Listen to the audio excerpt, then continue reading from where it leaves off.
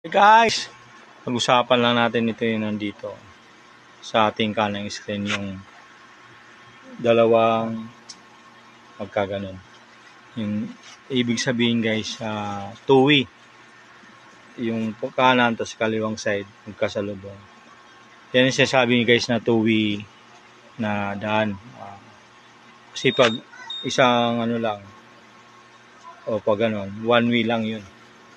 Kaya pagkatandaan natin pag may mga ganyang babala o signage tayo nakikita na two-way, ay mag-ingat-ingat po tayo kasi minsan yung gitna na yan ay hindi po nasusunod ng mga driver, lumalagpas, diba? Kaya mag-ingat tayo, posible na may mag-overtake sa'yo dyan pag mga ganyang pamamaraan. Kaya tayo alerto po lagi, lalo na sa lansangan, na hindi po natin masasabi ang ating mga katabi, mga kasabay o kapwa driver kung paano sila dumiskarte. Yung iba dyan nagmamadali. Kaya yun lang po guys, awareness, two-way signage o informative sign sa lansangan. Ano rin po ang video. Maraming salamat.